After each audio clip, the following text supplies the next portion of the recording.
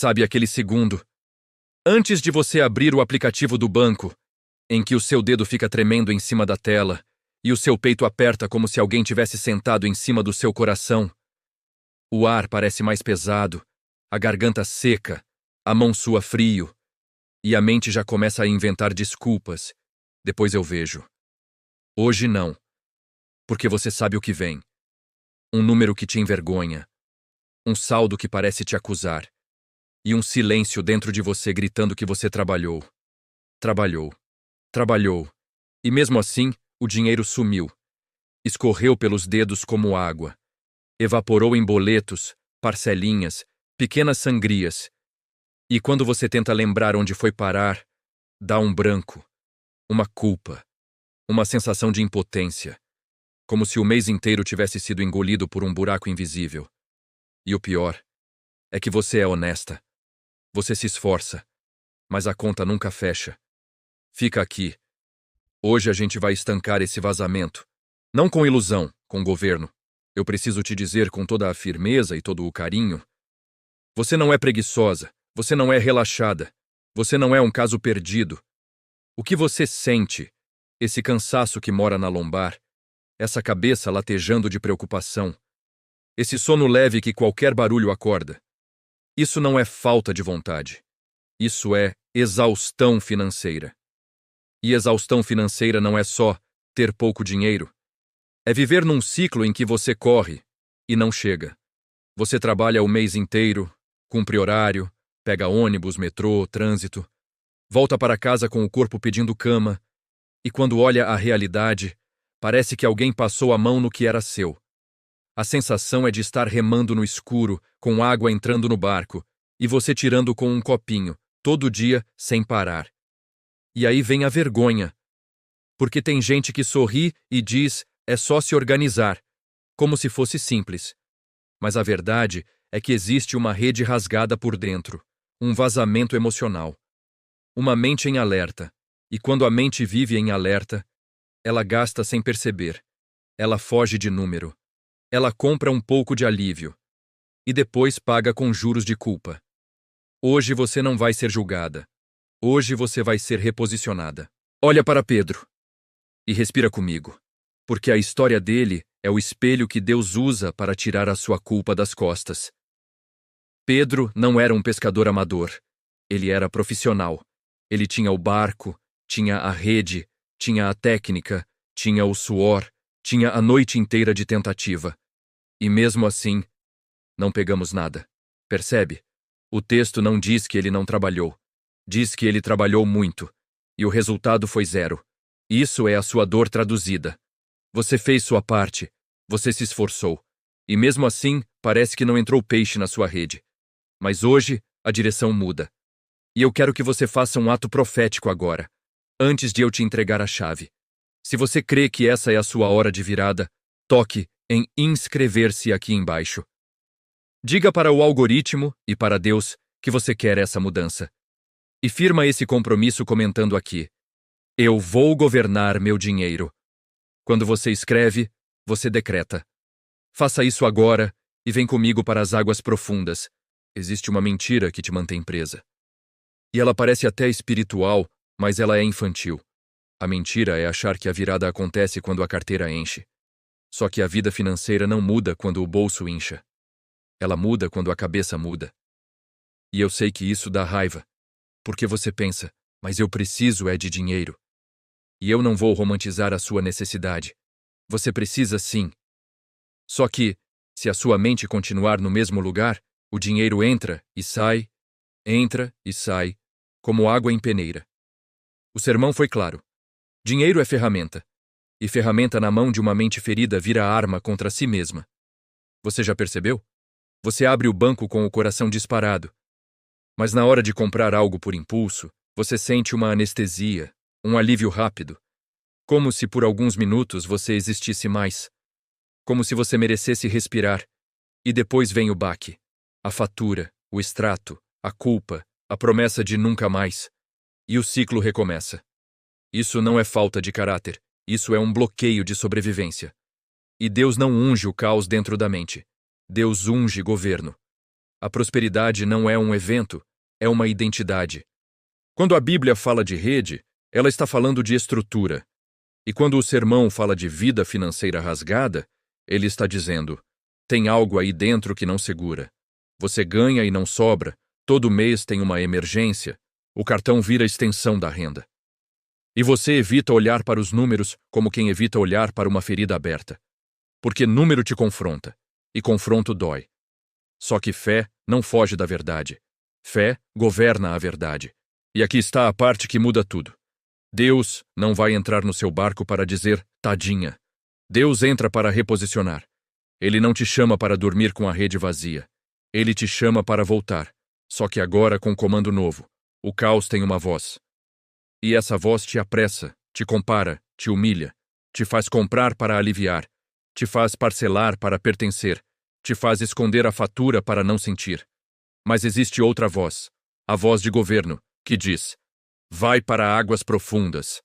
Águas profundas é quando você para de pedir alívio e começa a administrar recurso. É quando você encara o extrato sem desmaiar por dentro e diz: agora eu mando. E a partir daqui, a gente vai abrir a porta do mar alto. E você vai aprender a lançar a rede do lado certo, sem medo, sem auto-engano, com sabedoria. Existe uma verdade dura, mas libertadora, que precisa ser dita sem rodeios. Em algum momento da sua história, o limite do cartão deixou de ser um recurso e virou o seu salário emocional. Não é com ele que você paga suas contas, é com ele que você tenta pagar frustração, cansaço, sensação de atraso na vida, aquela comparação silenciosa que aperta o peito quando você vê o outro avançando. O cérebro funciona assim, quando você vive em esforço constante e pouco resultado. O sistema nervoso entra em alerta, cortisol alto, sensação de ameaça contínua. A compra aparece como um botão mágico, você clica. E por alguns minutos o cérebro libera dopamina, a química do alívio, do ufa, do agora eu existo. Não é sobre o objeto, é sobre a pausa na dor. Só que essa dopamina é curta, ela passa rápido, e deixa um rastro, culpa, juros, parcelas e uma rede ainda mais rasgada. Então você trabalha mais, se frustra mais e o cérebro pede mais alívio. Percebe o ciclo? Não é falta de fé. É um padrão neuroemocional de sobrevivência. O cartão vira um anestésico e toda a anestesia cobrada depois vem com preço alto. Quando o sermão diz que o limite é o salário das emoções, ele está descrevendo exatamente isso. Uma mente que aprende a sobreviver compensando. Cada vez que você compra para aliviar, o cérebro aprende. Quando dói, gasta. E o problema não é moral, é neurológico. A dopamina ensina caminhos rápidos e o cérebro adora atalhos. Só que enquanto você anestesia a dor, você evita a causa. Evita olhar a fatura, evita confrontar os números, evita assumir o governo. E quem não governa é governado. Por isso o dinheiro parece mandar em você. Por isso a ansiedade decide o carrinho. Por isso a pressa fala mais alto que a sabedoria. Essa é a escravidão moderna, bonita por fora, quebrada por dentro. Agora escuta, com presença. Se você decide hoje que o dinheiro vai parar de mandar nas suas emoções, dá o like agora. Não é para mim, é para você. É um ato de protesto contra a escassez. Um sinal interno dizendo, basta. Se o ciclo de Pedro acaba hoje, sela isso com o like. O gesto simples ensina o seu cérebro que uma decisão foi tomada. A margem é confortável, mas não é fértil. Na margem, você explica, se justifica, culpa o mês, o governo, o salário, a infância, o cansaço. Na margem, você diz, não dá, e se protege da dor de olhar de frente. Mas o milagre nunca aconteceu na margem. Jesus não mandou Pedro ficar onde estava. Ele disse, vai para águas profundas. E águas profundas não são místicas, são desconfortáveis. É o lugar onde você encara o extrato sem desviar o olhar, onde você abre a fatura mesmo com o estômago embrulhado, onde você senta com um papel e para de fingir que não sabe.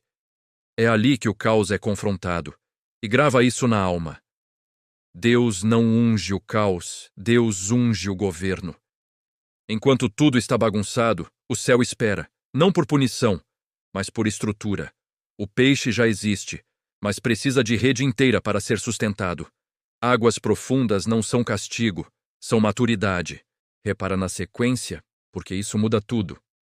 Jesus não jogou o peixe no barco. Ele mudou a autoridade que comandava aquele barco.